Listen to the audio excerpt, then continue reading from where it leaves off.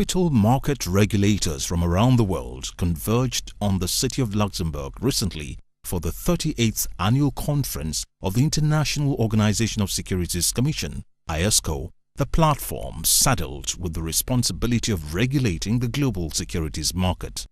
The 2013 iosco conference with the theme Connecting Global Finance was graced by securities market experts, relevant stakeholders, heads of securities commissions of different countries, representatives of various market jurisdictions, including Nigeria, whose delegation was led by Ms. Arunma Ote, Director General, Securities and Exchange Commission, SEC Nigeria, as well as financial market scholars who came with the sole aim of assessing the status of the world's capital markets, identifying challenges and proffering solutions to the challenges.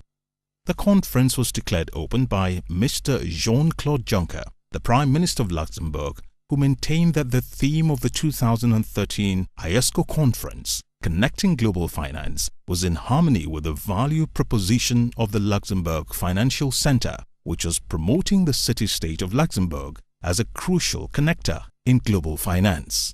Ladies and gentlemen, it is a great pleasure indeed to welcome you to Luxembourg.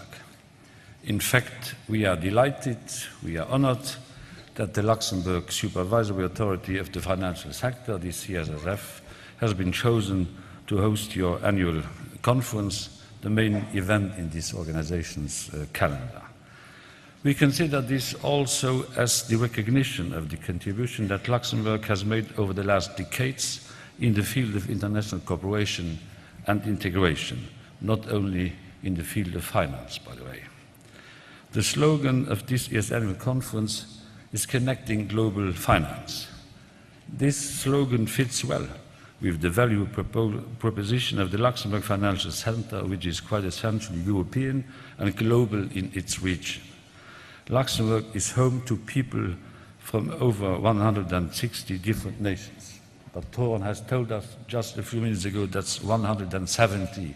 Yesterday night, when this was written, it was 160. The Luxembourg economy is one of the most open in the world. In trade, and in particular in finance, the local market represents only a small fraction of goods and services produced locally. The most of the world's premier actors in international finance, the value proposition of the Luxembourg Financial Center has not gone unnoticed, thereby promoting Luxembourg to become an important connector in global finance. However, as the recent history of finance has demonstrated, the increasing interconnectedness of the world economy creates new opportunities, but it also creates new challenges. This, in turn, confronts supervisory authorities with new challenges as they must keep pace with internationalization and become themselves more interconnected. In this process, iosco plays a very important role, and there is hardly a more appropriate place than Luxembourg for you to discuss on how to further enhance that role. People sometimes say that the greatest asset in finance is not money but trust.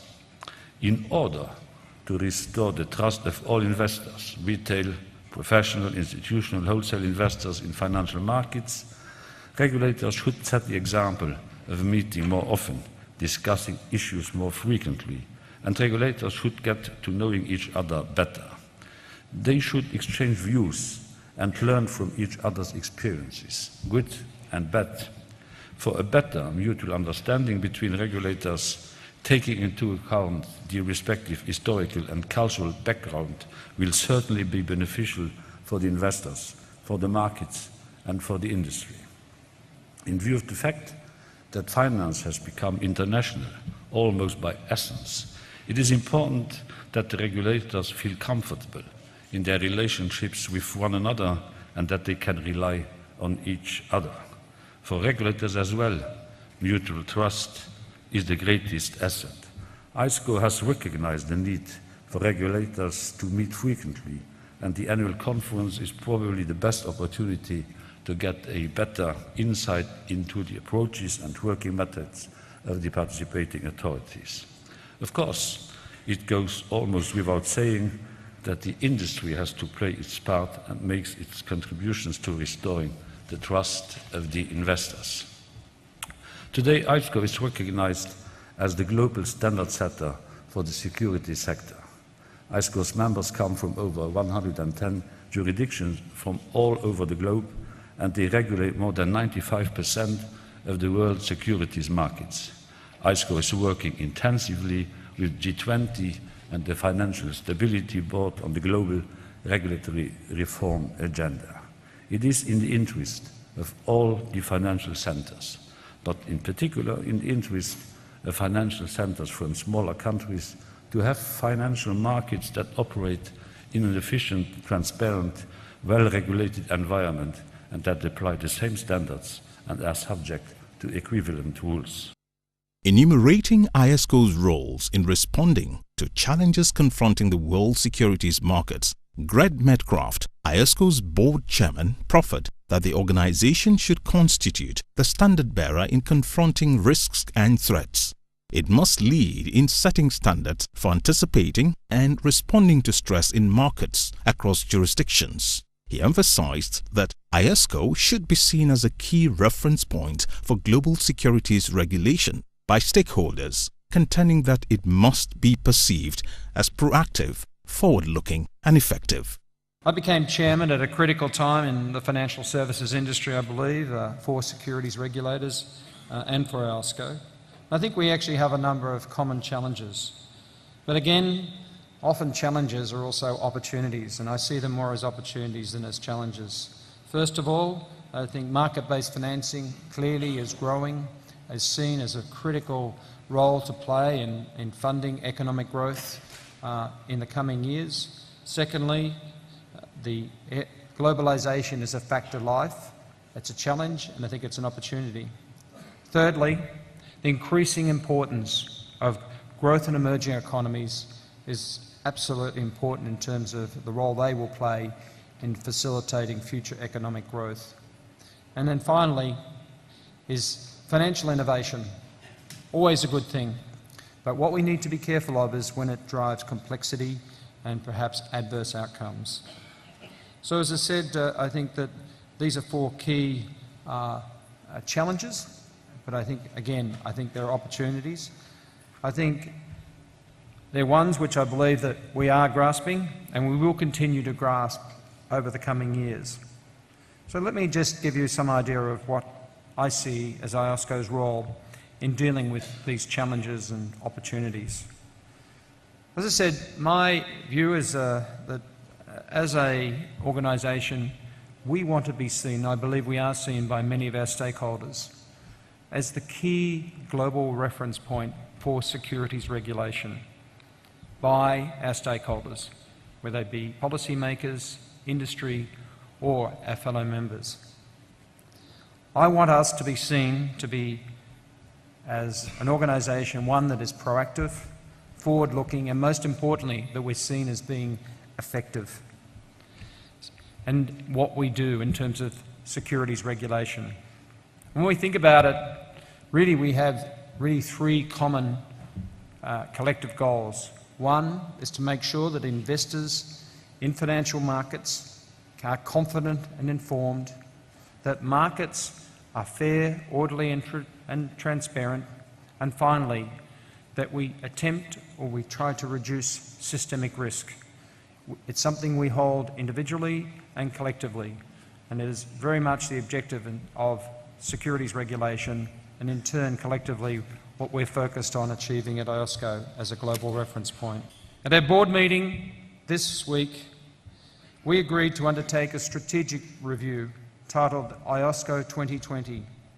This year-long project will define the outcomes that we want for iosco by 2020. A very important project and goes to the heart of what we're trying to achieve. Find the outcomes and then look at what we need in terms of resources and funding to achieve the outcomes we've set. For David Wright, Secretary General of iosco, the organization is advancing, though it has many challenges. He described iosco as inclusive and advised that it should strive to be even more so in future. He singled out two specific individuals who have made significant contributions to iosco's recent successes. They are Ranjit Ajit Singh, the new chair of the Growth and Emerging Markets Committee of iosco, whom he said was investing tremendous energy in developing the growth and emerging market access of iosco, and Ms. Arunma Ote, Director General, Securities and Exchange Commission SEC Nigeria, and Chairperson of iosco's Africa Middle East Regional Committee, AMEC. He remarked that not only was Ote doing a swell job of restoring integrity to the Nigerian capital markets, she had also been instrumental to uniting Africa and Middle East markets and strengthening the voice within the iosco platform. We have many challenges before us, as Greg Medcraft and Ranjit Singh have outlined. But I think we've got a lot going for us. The first thing is that we're really a truly global organization. We have over 200 members, many here today. And I don't think you can underestimate the benefits of bringing people together in a fraternal way, building friendships that last lifetimes, and many people work throughout their lives as regulators. That's just incalculable gain. And as Greg says, the more we can mix people around, the stronger those friendships will be. We are also inclusive, and I think we should strive to be even more so in the future. And I think two people right here in the front embody that. Ranjit Singh, the new chair of the Growth and Emerging Markets Committee, who I know already is putting tremendous energy into developing the growth and emerging markets axis of iosco. And let me also mention here Arunma Ote, the chair of the SEC Nigeria, chair of our AMEC committee. And I've been participating in a number of her meetings, and I can see the enormous effort she makes to draw together her members and seek to converge their views. It's admirable, and we need more of that in iosco.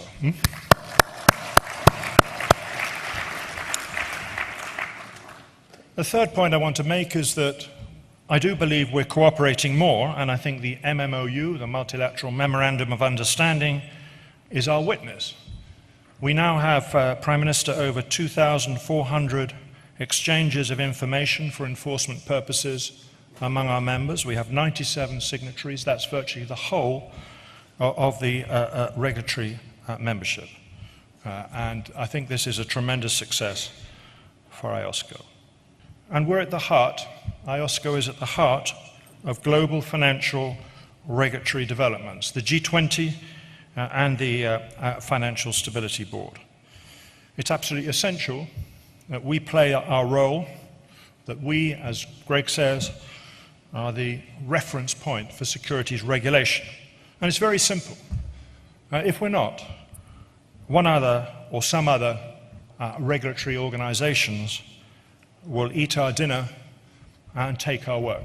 It's up to us.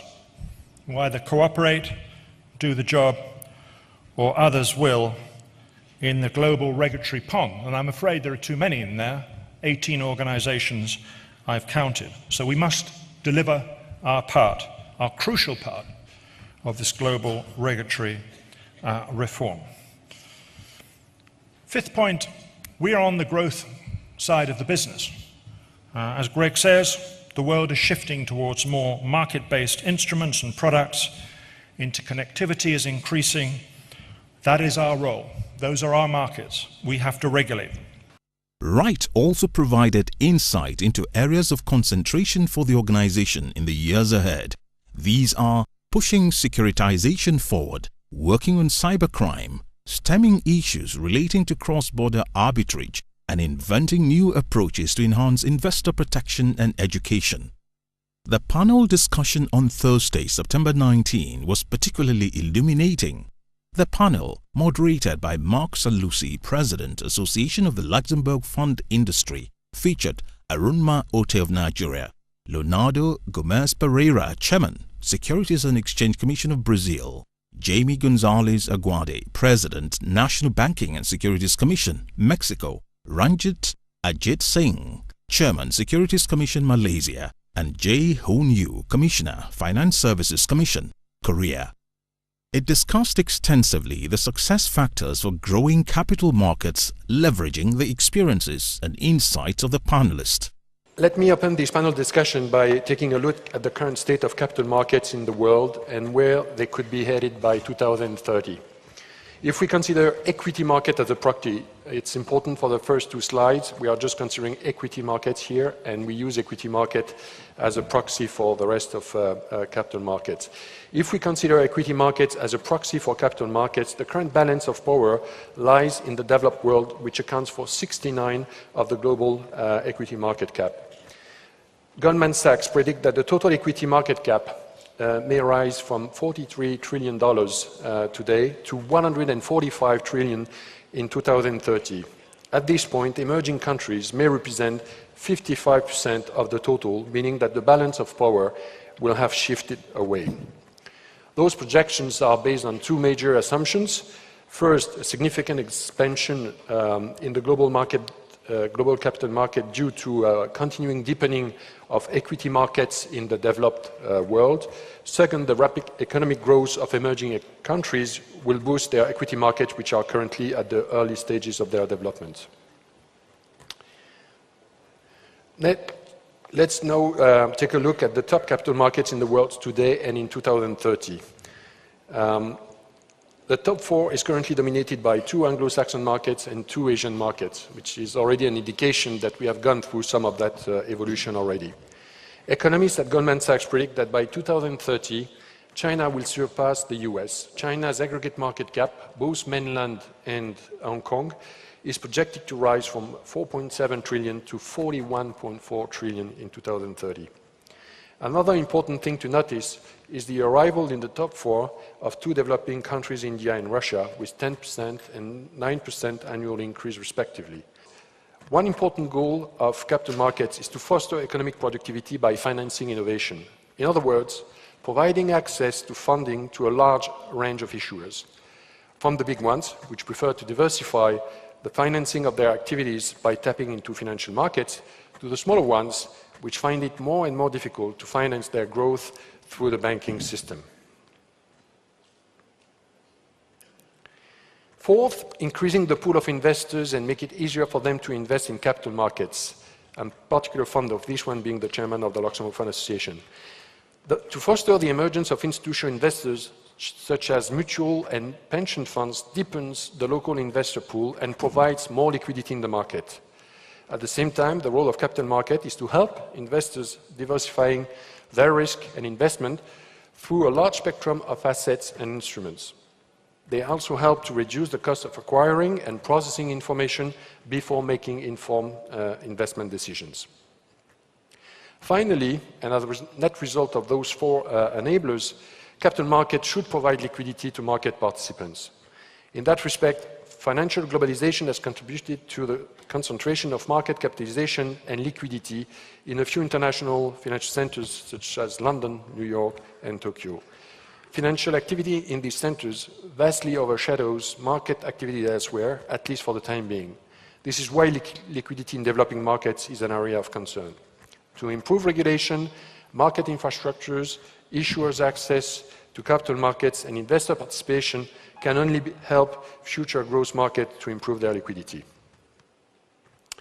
To further discuss these key drivers to the development of future growth market, I'm now very honored to introduce our very distinguished panel. Collectively, the countries represented by our panelists add up to a total GDP of $5.6 trillion, which has been growing at an average compound annual growth rate of 10.4% over the last 10 years. The total population in those countries have reached 565 million people. The current equity market cap in those countries is $2.6 trillion, 6% of the world total today, and by 2030 is projected to reach 9.4 trillion USD. I believe that they have a lot to tell us on future growth markets. In her presentation, the DG of the Securities and Exchange Commission, SEC, Nigeria, emphasized that capital markets are key in growing economies because they engender market discipline by instituting a culture of transparency and accountability, as well as strong corporate governance regime. First, I want to say that I'm really delighted, and I thank iosco for giving me this opportunity to join this distinguished panel to share some views.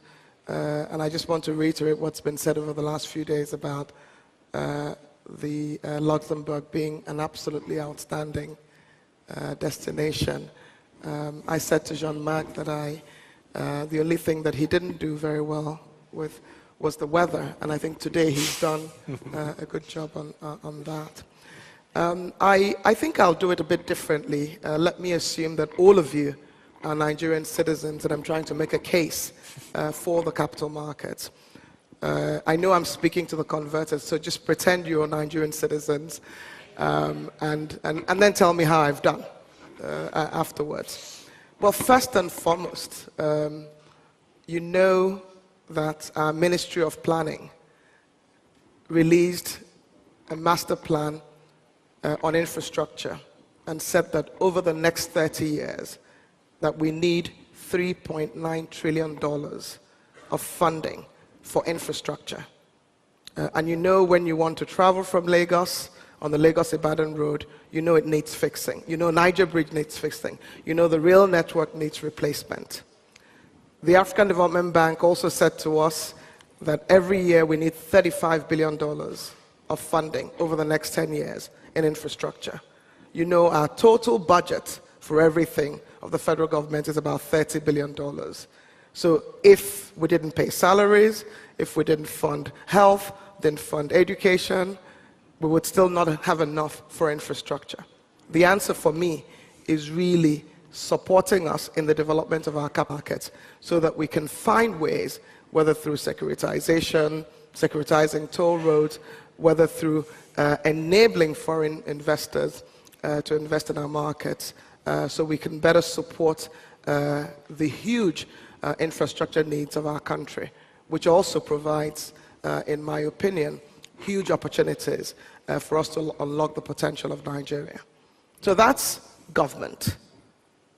I know Nigerians are enterprising. I mean, many of you own your own businesses. Many of you want to start your own businesses. And time again, my chairman, myself, and others are told that your key constraint is finance. What the capital market does, and some of the reforms we've done over the last 3 years, allow you, whether you're a small company, whether you're a large company, to raise money from the capital markets. But I want to see amongst you young people that I see in the audience is the Mark Zuckerbergs and the Aliko Dangotes of the world. Aliko Dangote is the richest man in Africa. And what the capital market does is allow people to help you realize this dream. I know that some of what is a challenge for a number of you is that some of you don't have cars, but you see your neighbor has 2 or 3 cars. What the capital market does is allow you to invest in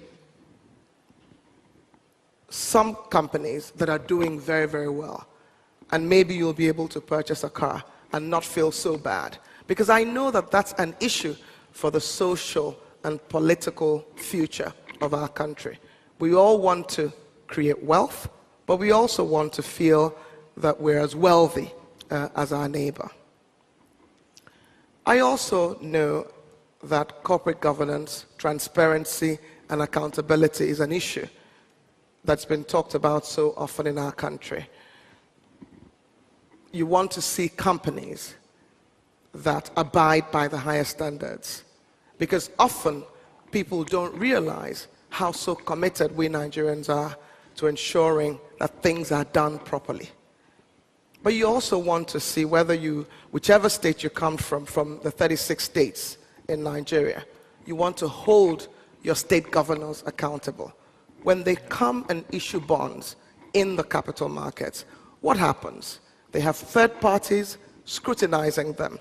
whether they be auditing firms to ensure that they have the right financial management framework, whether it be rating agencies.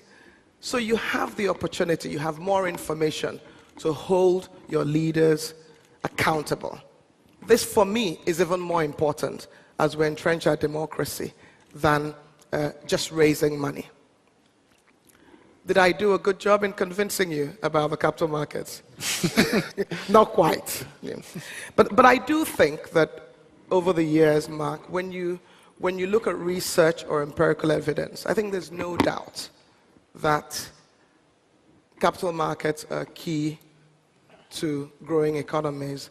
When you look at data produced by the World Economic Forum, the Global Competitiveness Index, a lot of what you've seen is that the countries who have done better have had capital markets support their growth over time. Because of what I said, you need funding if you want to grow. And you need funding from within the country, but you also need funding that comes from outside of the country. And what helps that is that people feel that there's an environment, there are instruments that can enable them invest their funds. So whether it be to support greater macroeconomic stability, whether it is to create greater employment opportunities, and all of us know that if we to productive enterprise, I can very much relate to what our colleague from Mexico said, because our own pension reform in Nigeria is a little under 10 years old. And in 10 years, we've been able to contribute about $22 billion, a lot of which today is deployed to the Nigerian capital markets. But for me, the two most significant, because we're all sold on raising medium to long-term financing, is transparency and accountability. That is what capital markets provide. But also income distribution issues.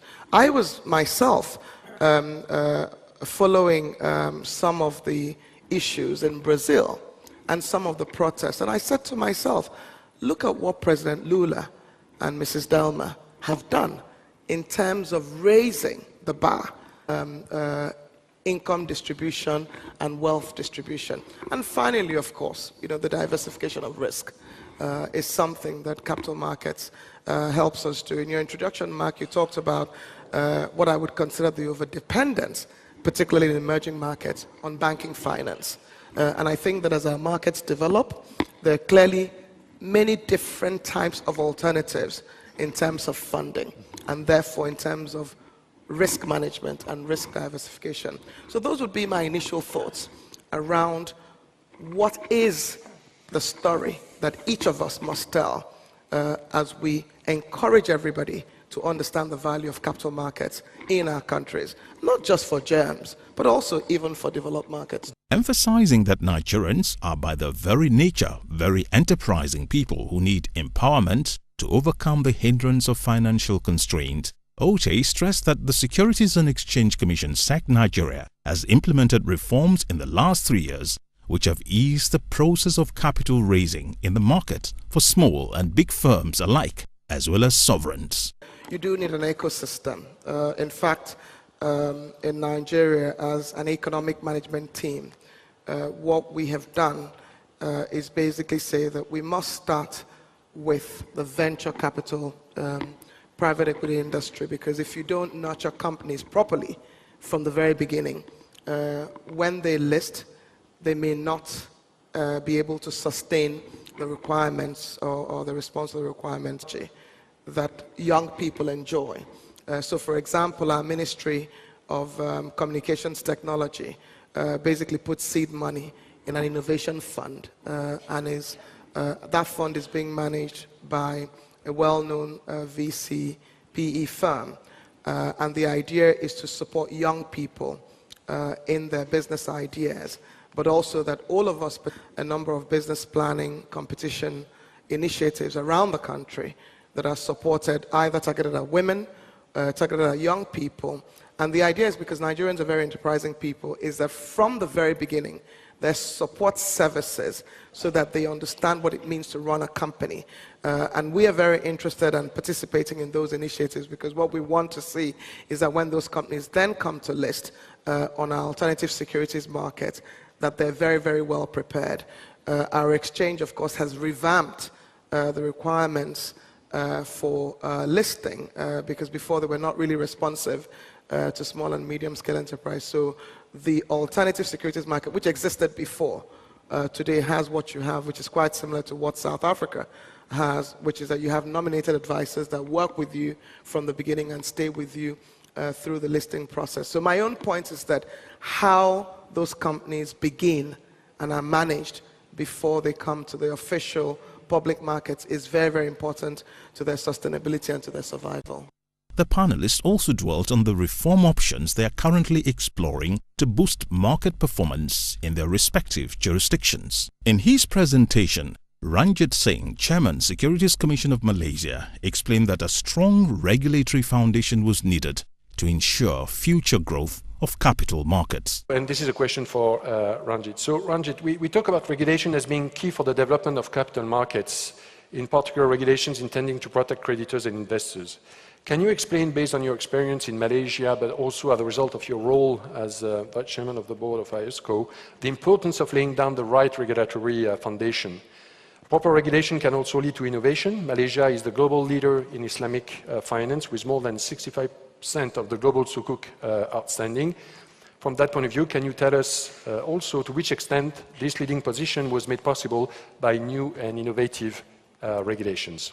In a sense, the question is an obvious one, and the answer is pretty obvious as well, that of course we need a strong regulatory foundation in terms of ensuring the future growth of the capital markets. As you showed in your slides as well, in many ways regulation is a very important component of those different aspects. My view is that it is really important for a few reasons. First of all, sustainability of markets. It's critical to ensure that there is sustainability. Good regulation really makes things predictable.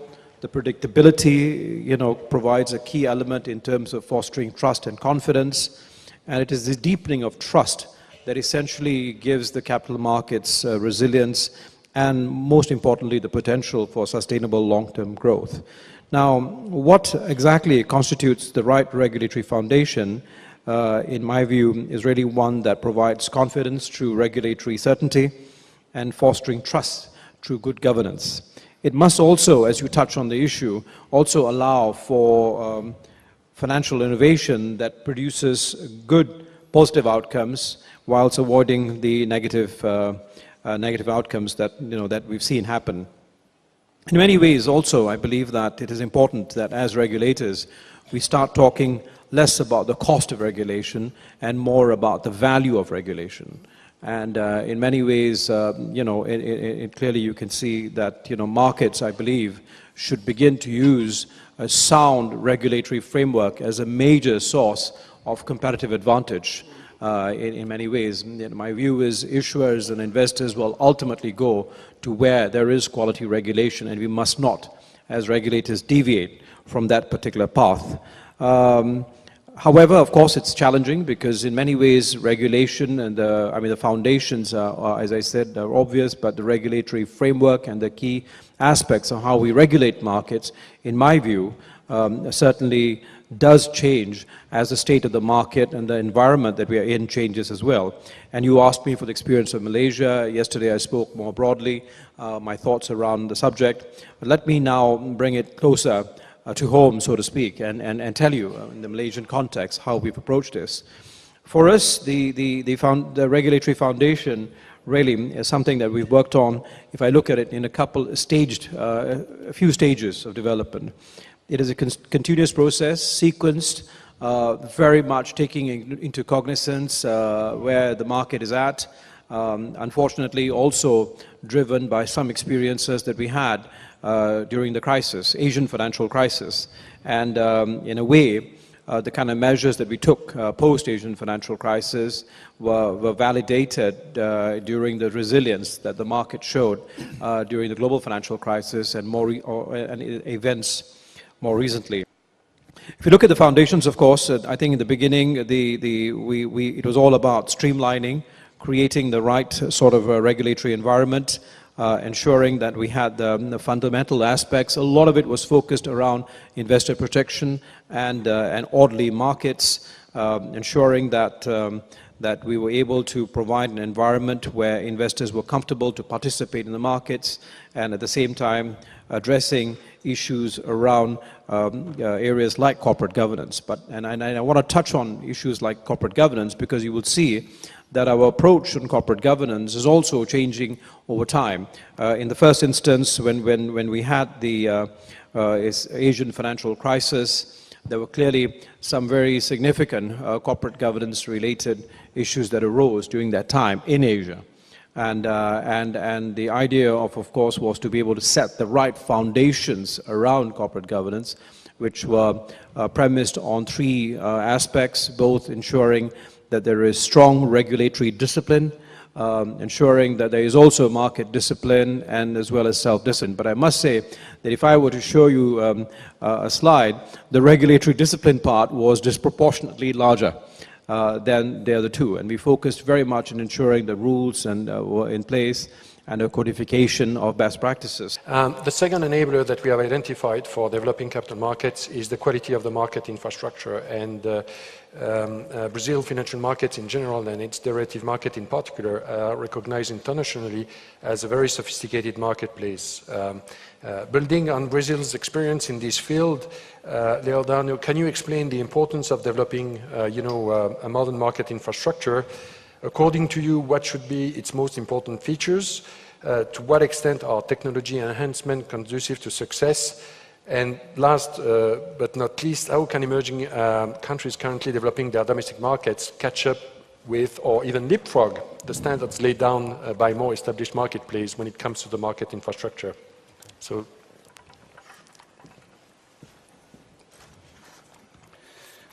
Mark, as you've shown on your slides, and I think we all agree that the securities markets will be growing substantially in the next 20 years.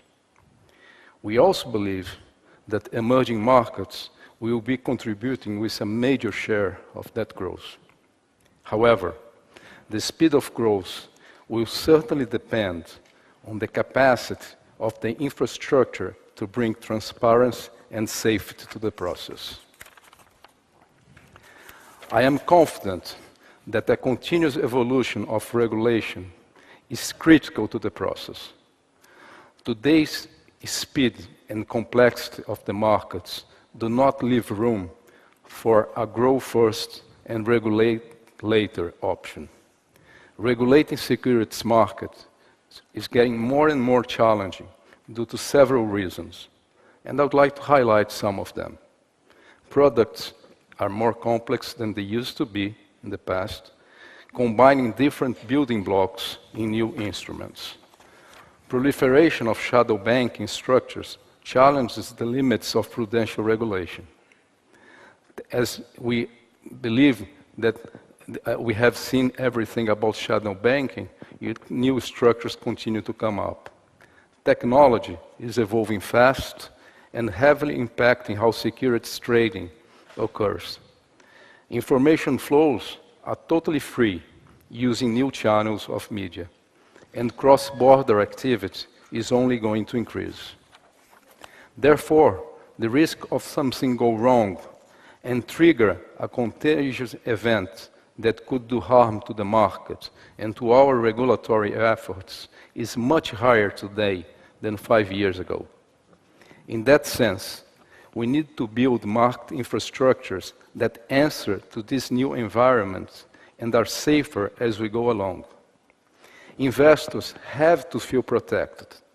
They need to feel that they have transparent, well-functioning and solid processes behind their transactions. And this is our role as regulators. So, in addition to the need of investing heavily in investor education and in our own capacity, so we can be more efficient regulators and deal better with new realities, we have the obligation of to take regulatory measures that strengthen the marketplace and enhance transparency in the way securities are issued and traded. It's also worth mentioning that coordination among regulators has been very important, not only internationally, but also in a domestic perspective. Joint forums to discuss risks and areas of coordination at a national level are not always easy to work, but they need to be encouraged as they have become extremely necessary. Internationally, I would like just to restate the importance of iosco as we move ahead. In my first year as regulator, I could see that we are evolving fast, but we have to maintain that path.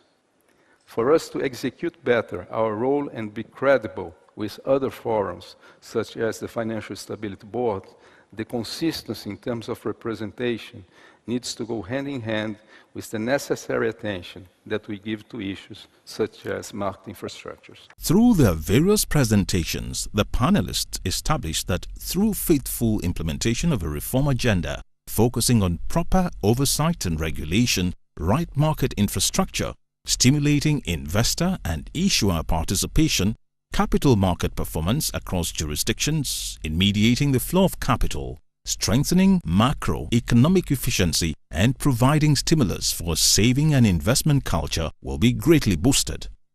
The panelists also recognized the complexities and difficulties involved in carrying these reforms through in different countries.